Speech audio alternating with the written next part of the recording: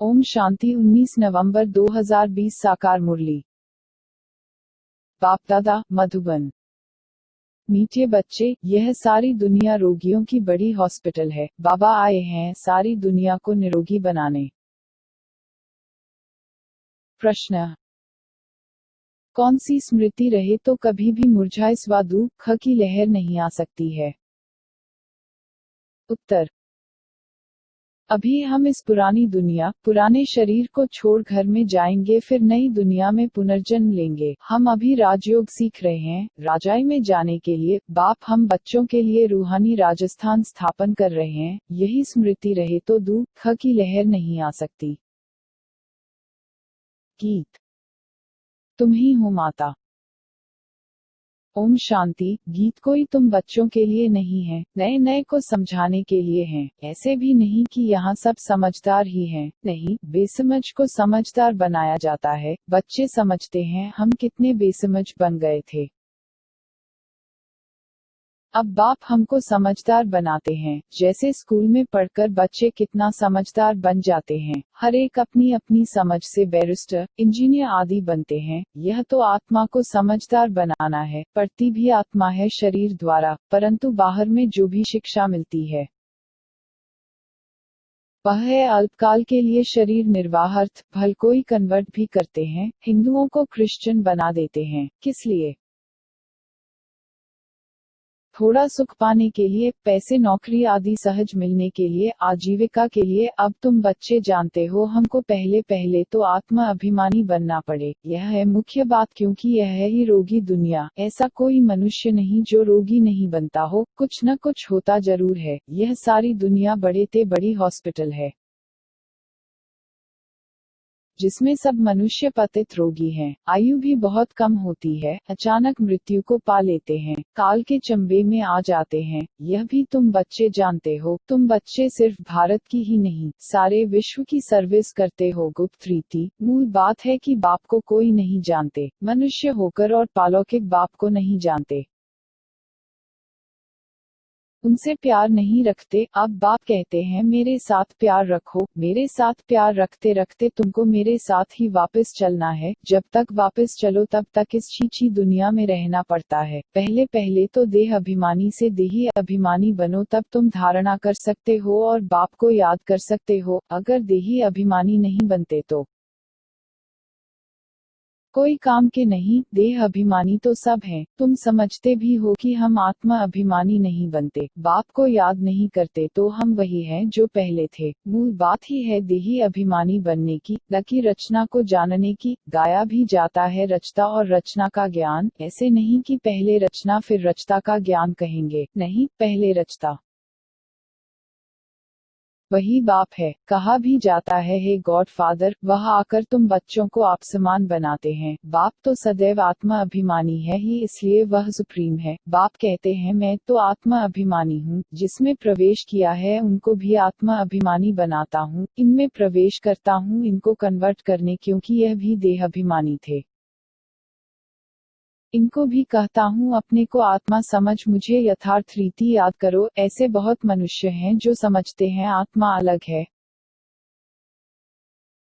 जीव अलग है। आत्मा देह से निकल जाती है तो दो चीज हुई ना। बाप समझाते हैं तुम आत्मा हो, आत्मा ही पुनर्जन्म लेती है, आत्मा ही शरीर लेकर पाठ बजाती है। बाबा बार बार समझाते हैं अपने को आत्मा समझो। इसमें बड़ी मेहनत चाहिए। जैसे स्टूडेंट पढ़ने के लिए एकांत में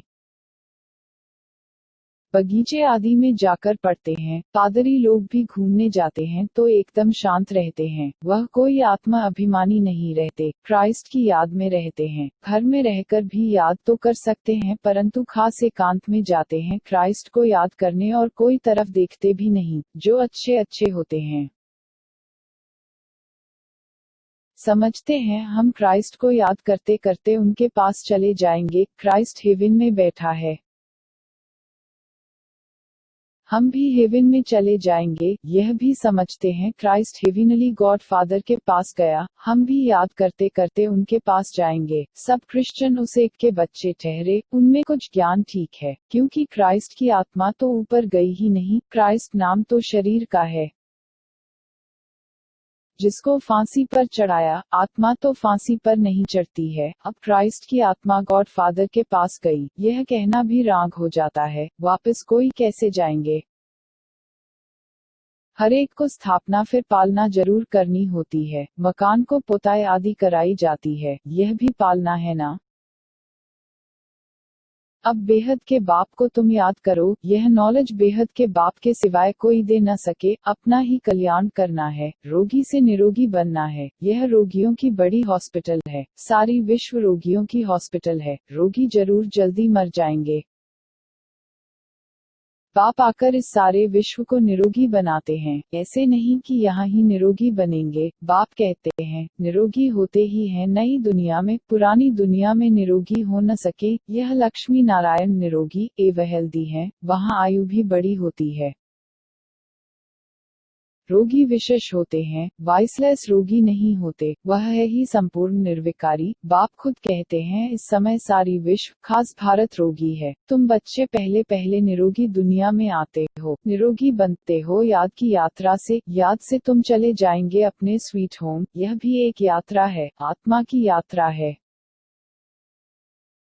बाप परमात्मा के पास जाने की, यह है स्पिरिचुअल यात्रा। यह अक्षर कोई समझ नहीं सकेंगे, तुम भी नंबरवार जानते हो, परंतु भूल जाते हो। मूल बात है यह, समझाना भी बहुत सहज है, परंतु समझाएं वह जो खुद भी रूहानी यात्रा पर हो, खुद होगा नहीं। दूसरे को बताएंगे तो तीर नहीं लगेगा। सच्चाई का जौहर चाहिए। हम बाबा को इतना याद करते हैं जो बस स्त्री पति को कितना याद करती है। यह है पतियों का पति, बापों का बाप, गुरुओं का गुरु। गुरु लोग भी उस बाप को ही याद करते हैं। क्राइस्ट भी बाप को ही याद करते थे, परंतु उनको कोई जानते नहीं है। बाप जब आए तब आकर अपनी पहचान देवे। भारतवासियों को ही बाप का पता नहीं है तो औरों को कहां से मिल सकता। विलायत से भी यहाँ आते हैं योग सीखने के लिए। समझते हैं प्राचीन योग भगवान ने सिखाया, यह है भावना। बाप समझाते हैं सच्चा सच्चा योग तो मैं ही कल्प कल्प आकर सिखलाता हूँ एक ही बार। मुख्य बात है अपने को आत्मा समझ बाप को याद करो।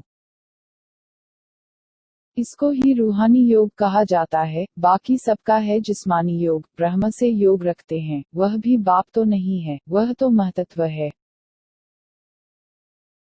रहने का स्थान तो राइट एक ही बाप है, एक बाप को ही सत्य कहा जाता है। यह भी भारतवासियों को पता नहीं कि बाप ही सत्य कैसे है। वही सचखंड की स्थापना करते हैं। सचखंड और झूठ खंड। तुम जब सचखंड में रहते हो तो वहाँ रावण राज्य ही नहीं होता। आधाकत बाद रावण राज्य झूठ खंड शुरू होता है। सचखंड पूरा सतयुग को कहेंगे, फिर झूठ खंड पूरा कलयुग का अंत। अभी तुम संगम पर बैठे हो, न इधर हो न उधर हो, तुम ट्रेवल यात्रा कर रहे हो। आत्मा ट्रेवल कर रही है, शरीर नहीं। बाप आकर के यात्रा करना सिखलाते हैं, यहाँ से वहाँ जाना है, तुमको यह सिखलाते हैं। वो लोग फिर स्टॉर्स मून आदि तरफ जाने की ट्रेवल करते हैं। अभी तुम जानते हो उनमें कोई फायदा नहीं। इन चीजों से ही सारा विनाश होना है। बाकी जो भी इतनी मेहनत करते हैं सब व्यर्थ। तुम जानते हो यह सब चीजें जो साइंस से बनती हैं वह भविष्य में तुम्हारे ही काम आएंगी। यह ड्रामा बना हुआ है। बेहद का बाप आकर पढ़ाते हैं तो कितना रिगार्ड रखना चाहिए। टीचर का वैसे भी बहुत रिगार्ड रखते हैं। टीचर फरमान करते हैं अच्छी रीति पढ़कर पास हो जाओ, अगर फरमान को नहीं मानेंगे तो नापास हो जाएंगे। बाप भी कहते हैं तुमको पढ़ाते हैं विश्व का मालिक बनाने। यह लक्ष्मी नारायण मालिक हैं, भल प्रजा भी मालिक है, परंतु दर्जे तो बहुत है ना। भारतवासी भी सब कहते हैं ना हम मालिक हैं। गरीब भी भारत का मालिक अपने को समझेगा, परंतु राजा और उनमें फर्क कितना है। नॉलेज से मर्तबे का फर्क हो जाता है। नॉलेज में भी होशियारी चाहिए, पवित्रता भी जरूरी है, तो हेल्थ वेल्थ भी चाहिए। स्वर्ग में सब है ना। बाप एम ऑब्जेक्ट समझाते हैं दुनिया में और कोई की बुद्धि में यह एम ऑब्जेक्ट होगी नहीं। तुम फट से कहेंगे हम यह बनते हैं, सारे विश्व में हमारी राजधानी होगी। यह तो अभी पंचायती राज्य है। पहले थे डबल ताजधारी, फिर एक ताज, अभी नो ताज। बाबा ने मुरली में कहा था यह भी चित्र हो, डबल सिरताज राजाओं के आगे सिंगल ताज वाले माथा। चुकाते हैं। अभी बाप कहते हैं मैं तुमको राजाओं का राजा डबल सिरताज बनाता हूँ, वह है अल्पकाल के लिए। यह है 21 जन्मों की बात। पहली मुख्य बात है पावन बनने की। बुलाते भी हैं कि आकर पतित से पावन बनाओ, ऐसे नहीं कहते कि राजा बनाओ। अभी तुम बच्चों का है बेहद का संन्यास, इस दुनिया से ही चले जाएंगे अपने घर, फिर हेवन में आएंगे। अंदर में खुशी रहनी चाहिए, जबकि समझते हैं हम घर जाएंगे फिर राजाई में आएंगे, फिर मुरझा इस दुख आदि यह सब क्यों होना चाहिए। हम आत्मा घर जाएंगी फिर पुनर्जन्म नई दुनिया में लेंगी। बच्चों को स्थायी खुशी क्यों नहीं रहती है। माया का अपोजिशन बहुत है, इसलिए खुशी कम हो जाती है। पतित पावन खुद कहते हैं मुझे याद करो तो तुम्हारे जन्म जन्मांतर के पाप भस्म हो जाएंगे, तुम स्वदर्शन चक्रधारी बनते हो, जानते हो। फिर हम अपने राजस्थान में चले जाएंगे, यहाँ भिन्न भिन्न प्रकार के राजाएं हुए हैं। अब फिर रूहानी राजस्थान बनना है, स्वर्ग के मालिक बन जाएंगे। क्रिश्चियन लोग हेवन का अर्थ नहीं समझते हैं, वह मुक्ति धाम को हेवन कह देते हैं। ऐसे नहीं कि हेविनली गॉड फादर कोई हेवन में रहते हैं, वह तो रहते ही है शांति धाम में। अभी तुम पुरुषार्थ करते हो पैराडाइस में जाने के लिए, यह फर्क बताना है। गॉड फादर है मुक्ति धाम में रहने वाला, हेवन नई दुनिया को कहा जाता है। फादर ही आकर पैराडाइज स्थापन करते हैं। तुम जिसको शांति धाम कहते हो उनको वो लोग हेवन समझते हैं। यह सब समझने की बातें हैं। बाप कहते हैं नॉलेज तो बहुत सहज है, यह है पवित्र बनने की नॉलेज, मुक्ति जीवन मुक्ति में जाने की नॉलेज, जो बाप ही दे सकते हैं। जब किसको फांसी दी जाती है तो अंदर में यही रहता है हम भगवान पास जाते हैं। फांसी देने वाले भी कहते हैं गॉड को याद करो, गॉड को जानते दोनों नहीं हैं, उनको तो उस समय मित्र संबंधी आदि जाकर याद पड़ते हैं। गायन भी है अंतकाल जो स्त्री सिमरे, कोई न कोई याद जरूर रहता है। सतयुग में ही मोह जीत रहते हैं, वहाँ जानते हैं एक खाल छोड़ दूसरी ले लेंगे, वहाँ याद करने की दरकार नहीं, इसलिए कहते हैं दुख हमें सिमरन सब करें। यहाँ दुख है इसलिए याद करते हैं भगवान से कुछ मिले, वहाँ तो सब कुछ मिला ही हुआ है। तुम कह सकते हो हमारा उद्देश्य है मनुष्य को आस्तिक बनाना,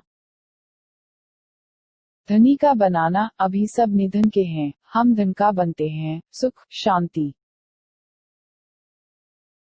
संपत्ति का वर्षा देने वाला बाप ही है। इन लक्ष्मी नारायण की कितनी बड़ी आयु थी, यह भी जानते हैं। भारतवासियों की पहले पहले आयु बहुत बड़ी रहती थी, अब छोटी है। क्यों छोटी हुई है यह कोई भी नहीं जानते। तुम्हारे लिए तो बहुत सहज हो गया है समझना और समझाना, सो भी नंबरवार हैं। समझानी हर एक की अपनी अपनी है, जो जैसी धारण करते हैं ऐसे समझाते हैं। अच्छा,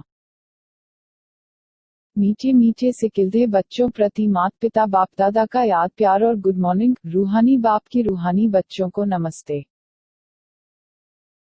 धारणा के लिए मुख्य सार। एक, जैसे बाप सदैव आत्मा अभिमानी है, ऐसे आत्मा अभिमानी रहने का पूरा पूरा पुरुषार्थ करना है। एक, बाप को दिल से प्यार करते करते बाप के साथ घर चलना है। तो बेहद के बाप का पूरा पूरा रिगार्ड रखना है, अर्थात बाप के फरमान पर चलना है। बाप का पहला फरमान है बच्चे अच्छी रीति पढ़कर पास हो जाओ, इस फरमान को पालन करना है। वरदान। सन्स और एसेंस के बैलेंस द्वारा अपनेपन को स्वाहा करने वाले विश्व परिवर्तक भाव। सन्स अर्थात ज्ञान की पॉइंट्स, समझ, और एसेंस अर्थात सर्व शक्ति स्वरूप स्मृति और समर्थ स्वरूप। इन दोनों का बैलेंस हो तो अपनापन व पुरानापन स्वाहा हो जाएगा। हर सेकंड, हर संकल्प,